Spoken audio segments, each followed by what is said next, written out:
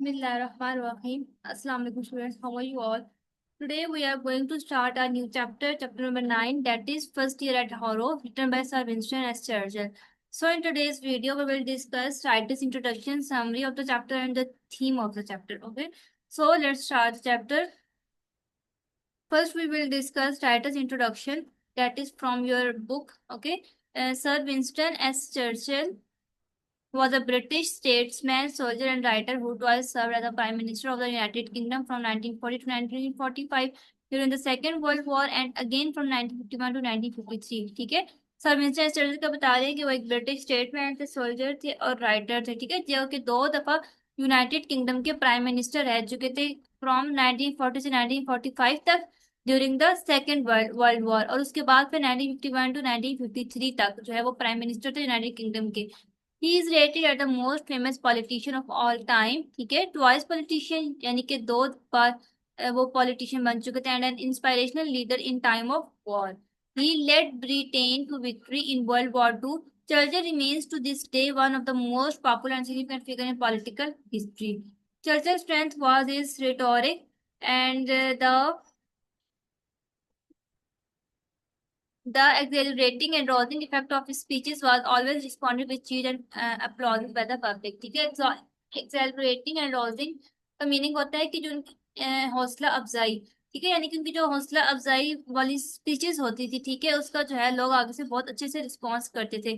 चीज और पॉलिसीज का मतलब होता है खुशी और ताली, यानी कि इन हिसाब से वो उनकी स्पीचेस का रिस्पॉन्स देते थे। ठीक है, next we are going to word summary. ठीक है, summary of the chapter. Summary हम देखते हैं कि Winston Churchill recall his school days and his difficulties with examination. ठीक है, कि वो जो विंस्टन चर्चिल है ना, वो अपने स्कूल डेज को रिकॉल कर रहे हैं और जो ड्यूरिंग एग्जाम उन्हें डिफिकल्टीज होती थी ना, उनको वो डिस्कस कर रहे हैं इस चैप्टर में। ठीक है, वो एक्सप्लेन करते हैं कि उन्हें ना लेटिन और मैथ जो है वो बहुत ज्यादा नापसंद थी, जिन्हें एग्जामिनर जो थे ज्यादा प्रेफर करते थे। ठीक है, पेपर में ज्यादातर मतलब लेटर और मैथमेटिक्स को प्रेफर किया जाता था, जिन्हें वो विंस्टन चर्चिल जो है डिसलाइक करते थे, जबकि वो जो है लाइक करते थे हिस्ट्री को, पोएट्री को, एसेस को, जिन्हें जो है एग्जामिनर्स इतना प्रेफर नहीं करते। ठीक है, इनके बहुत कम जो एग्जाम्स होते थे, तो वो उन चीजों को जो है वो पसंद करते हैं जिसमें वहाँ पे हिस्ट्री, पोएट्री और एसेज आ जाते हैं। ठीक है, as a result he did poorly exam. इसकी वजह से क्या होता था कि वो एग्जाम में बहुत ज्यादा बुरी तरह बुरा वो उनको एग्जाम पे नहीं आता था, क्योंकि एग्जामिनर ज्यादा लेटर मैथमेटिक्स को जो है प्रेफर करते थे और उन्हें वो बिल्कुल पसंद नहीं थी, जिस वजह से फिर वो उनका जो पेपर था वो हमेशा बुरा ही होता था। ठीक है, अच्छा नहीं कर पाते थे एग्जाम में वो। ओके, नेक्स्ट देखिए, during his entrance exam at Harrow. ठीक है, जब एंट्रेंस एग्जाम में एंटर होते हैं एट हॉरो, हॉरो में Churchill could not answer a single question in the Latin paper. ठीक है, चर्चिल को जो है ना लेटन के पेपर में एक सिंगल क्वेश्चन का आंसर भी नहीं आता होता। ही ओनली रोट हिज नेम, वो सिर्फ अपना नाम लिख देते हैं, कुछ क्वेश्चंस नंबर लिख देते हैं, and added a few smudge on the pages. Smudge का मीनिंग होता है डिफरेंट तरह के निशान बना देना। ठीक है, तो वो उस तरह के निशान बना देते हैं पेज पे। डिस्पाइट दिस, इसके बावजूद द हेडमास्टर मिस्टर वेल्डन, जो मिस्टर वेल्डन होते हैं, वो उसका एक इंटरनल पोटेंशियल होता है कुछ करने का।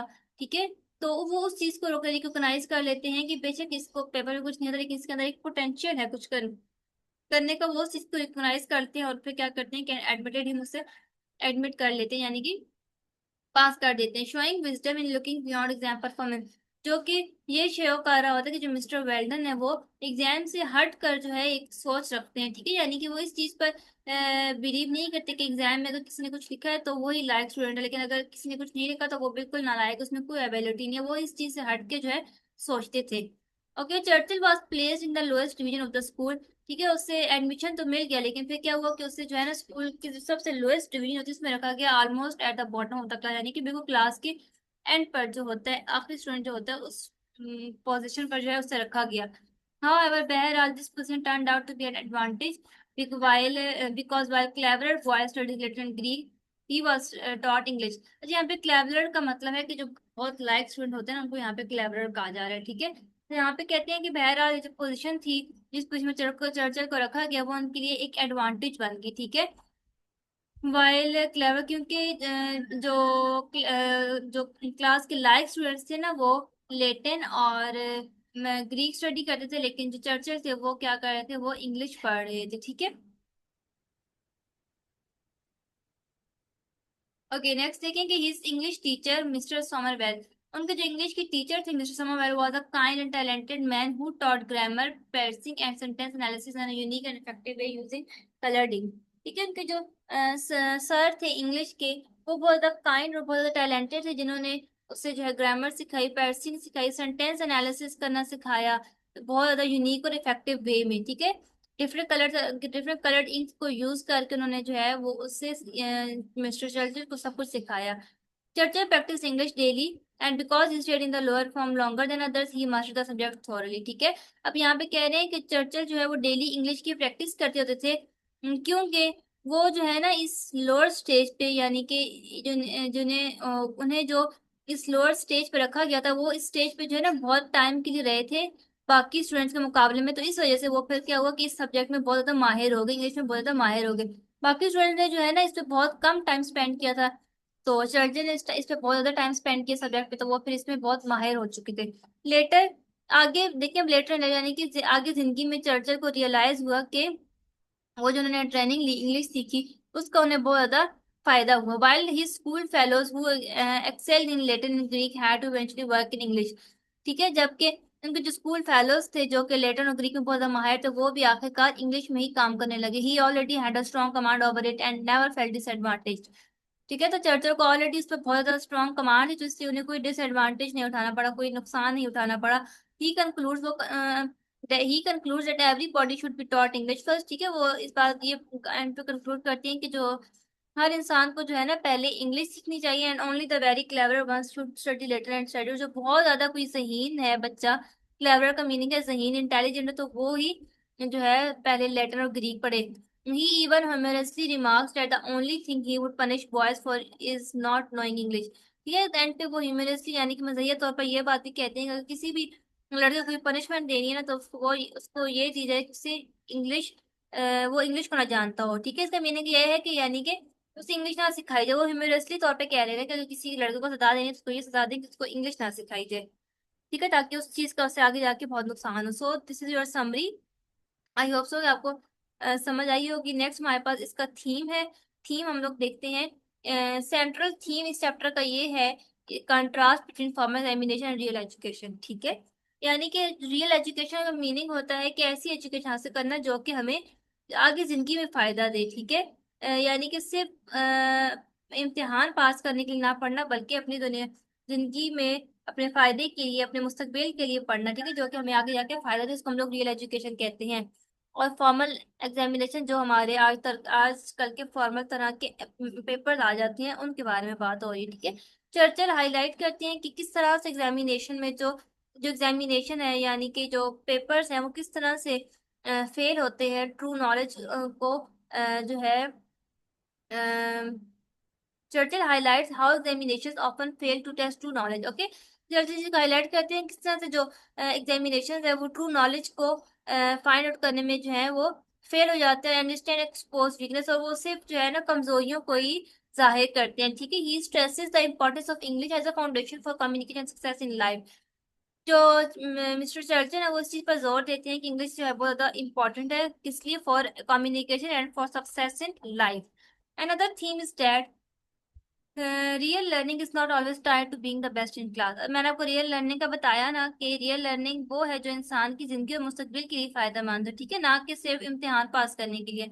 और कहने का रियल लर्निंग जो है इस चीज के साथ जो है वो टाइड नहीं है कि जो है क्लास में बेस्ट हो तो सिर्फ वो ही रियल लर्निंग कर सकता है। ठीक है, यानी कि समटाइम्स अब जैसे मिस्टर चर्चिल थे, उन्हें एक लोअर लेवल पर रखा गया। ठीक है, क्योंकि वो एक थोड़े से नालायक तरह के स्टूडेंट्स, उन्हें एक लोअर लेवल पर रखा गया क्योंकि वो रियल लर्निंग करते थे। वो सिर्फ एग्जाम पास करने के लिए लर्निंग नहीं करते थे। तो इस चीज को कह रहे हैं कि क्लास में बेस्ट स्टूडेंट तो वही होता है ना कि जिसके एग्जाम में फुल मार्क्स आ रहे हैं, वो बड़ा जो है लाइक इंटेलिजेंट बच्चा फुल फुल मार्क्स ले रहा है।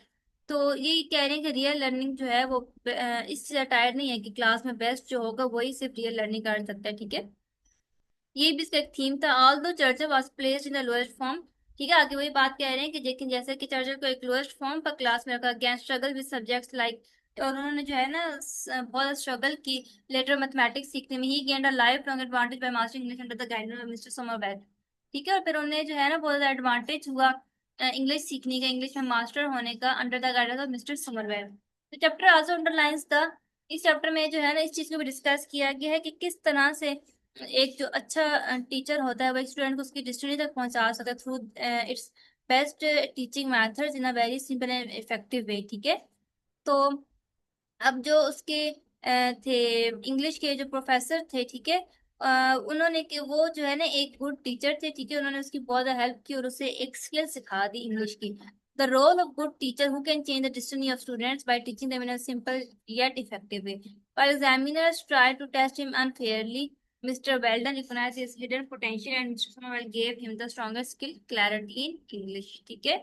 ओके, नेक्स्ट अब इनके इसके पॉइंट्स जो है इनको समराइज किया गया है कि पहला इसका थीम है कि examination versus real knowledge. Exams often fail to measure true ability. ठीक है, यानी कि जो आजकल के हमारे एग्जाम्स होते हैं वो किसी भी स्टूडेंट की जो एबिलिटी होती है ना उसको फाइंड आउट करने में फेल हो जाते हैं, क्योंकि बच्चे जो है वो हर चीज का रट्टा मार के एग्जाम में आ जाते हैं, फुल फुल मार्क्स ले लेते हैं, और जो बच्चा रियल एजुकेशन करता है तो उसके फिर इस तरह के फुल मार्क्स नहीं आते, क्योंकि वो हर चीज को रट्टा नहीं मारता। तो इसलिए कह रहे हैं कि exams often fail to measure true ability.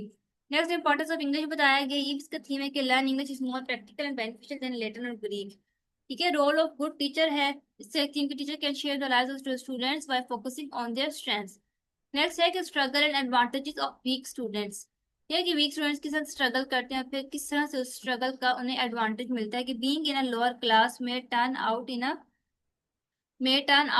To be a blessing in disguise. इसका मीनिंग क्या है कि निचली जमात में होना बाज औकात फायदेमंद साबित हो सकता है, यानी कि जो वीक स्टूडेंट्स होते हैं क्लास में समटाइम्स उन्हें उनकी जो वीकनेस होती है उसी का ही एडवांटेज मिल जाता है। ठीक है, क्योंकि वो स्ट्रगल करते रहते हैं। ओके, आई होप सो कि आपको समझ आई होगी इस लेक्चर की। इंशाल्लाह नेक्स्ट वीडियो में हम लोग जो है इसी क्वेश्चंस को डिस्कस करेंगे। तब तक के लिए अल्लाह हाफिज।